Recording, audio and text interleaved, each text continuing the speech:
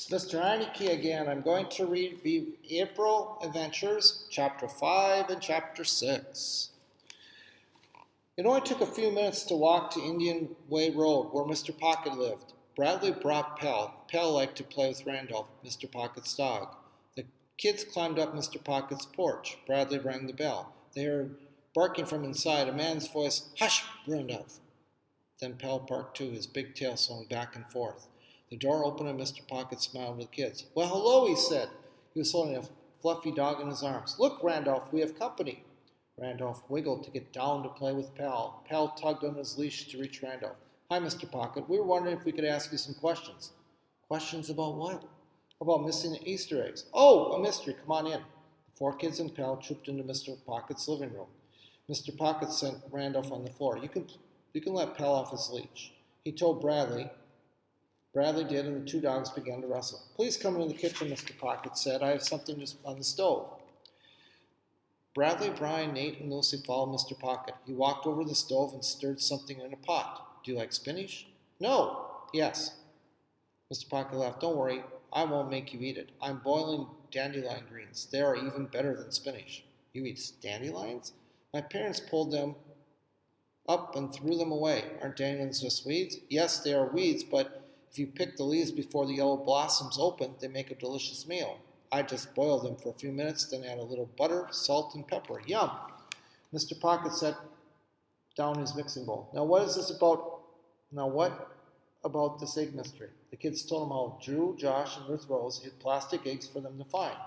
But they also hid 4 real eggs. They painted them gold. They said that if we found them, we would get a treasure. "And did you find the eggs?" "No.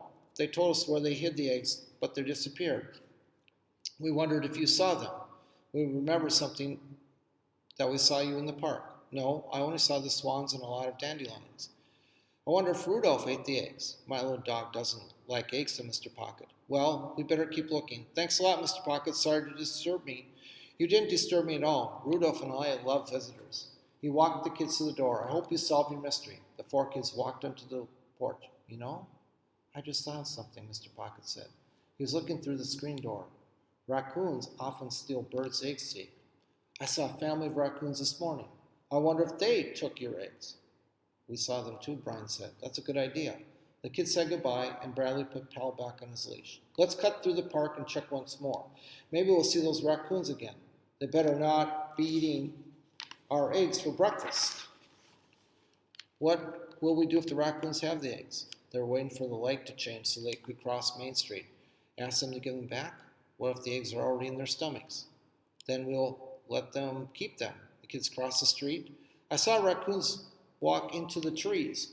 She pointed to the trees near the high school playing fields. "Maybe they have a home there."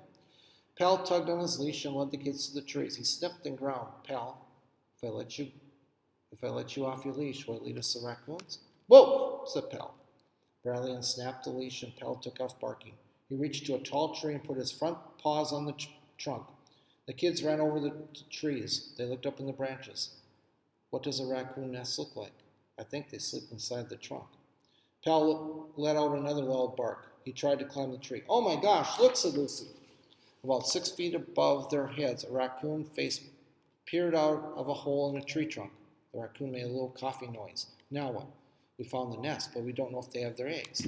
And I'm not climbing up there to look in the nest." Mama Raccoon doesn't look very happy. "I don't think the raccoons took them." "Why not? Guys, remember when we saw the raccoons in the park? They walked right past us." "Yeah, the mom was leading the babies." "Well, none of them had an egg in its mouth, and they weren't carrying an egg in their paws." "You're right. They were probably just going home to sleep. Raccoons hunt for food at night. Maybe they ate the eggs before we saw them." "They could have, but they'd leave the eggshells on the ground." Let's go look." The kids ran towards the pond. "Let's split up." "Look everywhere on the ground. What if the raccoons ate the eggshells too?" "Yuck. I don't think painted eggshells would taste very good." The kids walked around the pond. Right away, Pal started barking at the swans. They were on the water, flapping their wings. "Chill out, Mr. and Mrs. Swan. No one's going to hurt you. We're just looking for eggshells. Maybe they have a nest somewhere. They think we're going to bother." The kids walked quietly and carefully through the tall grass. Bradley led the way, with Pal in front of him on his leash. Out on the pond, the 2 swans kept watching. "Careful, there may be snakes." Who's afraid of snakes? I am, said Nate. Suddenly, Pal barked and tugged on his leash. Bradley saw the hair on Pal's neck stick up. What is it, Pal? He looked at the ground. Then he saw what made Pal bark. A black snake was curled up in the sunlight. The snake raised its head and pointed its tongue in the air. Nate came up behind Bradley. What's going on? Don't move. I couldn't move if I tried, said Nate.